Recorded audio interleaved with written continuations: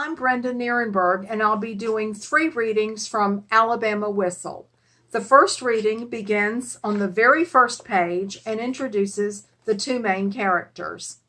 Chapter 1, Grand Point, November 2003.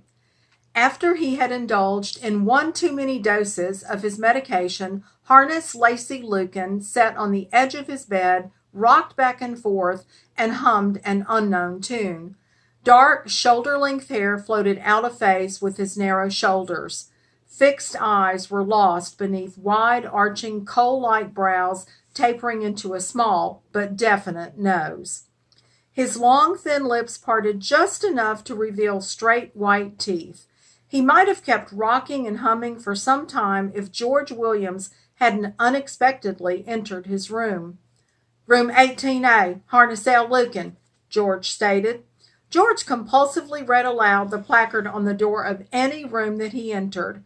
After closing the door behind him, he pulled the little recliner from the corner of the room toward the edge of Harness's bed and dropped into the seat.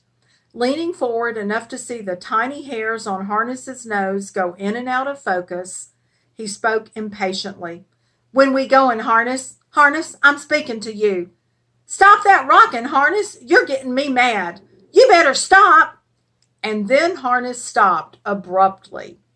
Harness was by nature a sedate person. Lately, however, he had begun to squirrel away several days' worth of his meds and had started a program of self-medication. No one understood why, after a long period of good behavior, he had decided to do this. And, though the why of it was clearly a problem to investigate, the effect of it had to take precedence. Nurse Cynthia McDonald had minored in psychology in college and had always nurtured the hope of going to medical school to become a psychiatrist. Therefore, Harness was someone to whom she paid close attention. After dealing with several of his self-medicating episodes, she had devised an array of strategies to handle them. Presently, though, she was late with her med pass.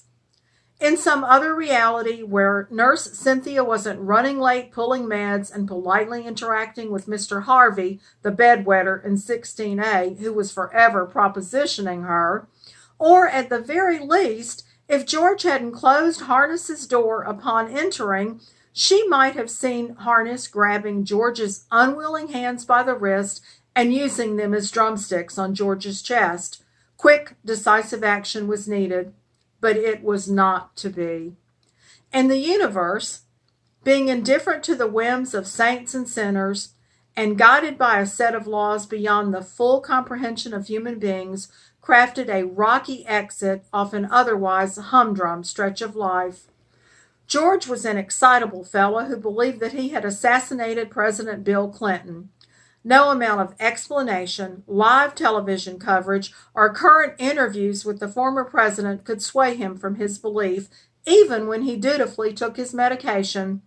George had, in a previous incarnation, stood on street corners preaching the Only Jesus movement, an organization that boasted one member. In George's mind, lying about casual sex was a far greater crime against God and country than the fabrication of a false war, erosion of civil rights, and government insolvency. The Only Jesus movement hated the sins of Bill Clinton and had strict rules concerning sex-obsessed presidents and godless liberals. And since George was its only member, the burden of action clearly fell upon him. So when Harness, a professed political liberal, had appropriated George's hands, George immediately realized that Harness, too, needed killing. George let out a blood-curdling scream. Nurse Cynthia's startled jump gave her medcoat cart a jolt, and the vial of anti-anxiety medication perched on its edge was knocked to the floor unnoticed. The loud thumping of the 2 men's feet was accompanied by the political diatribes George was hurling at Harness as he chased him around the corridors of Ward A. It wasn't long before an orderly's quick footsteps could be heard pursuing them. Unfortunately for the orderly, Aide Norma Wells was oblivious to everything going on around her. She was too busy steering her old metal cart, which was piled high with toiletries, with one hand, while the other hand gripped her phone to her ear. Norma's indignant, "That man said what?" into her phone was the last thing the orderly heard before colliding with her cart. An instant later, he was flopping on the floor, screaming, "My knee, my knee!"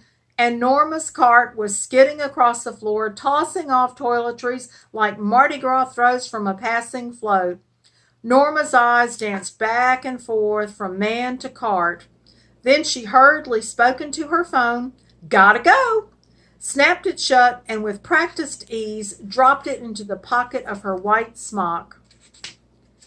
With the orderly down, Nurse Cynthia began yelling, "George, stop! Harness promises to vote Libertarian," a phrase she used at times to calm an excited George. Regrettably for Harness, the phrase proved ineffective on this occasion. In and out of Harness's sight for 3 successful laps around the hallways, Harness traversed the blue tile squares that always appeared too shiny for such a heavily trafficked area. But on his 4th lap, he slipped rounding the corner under the sign that read, "Grand Point, it's like coming home."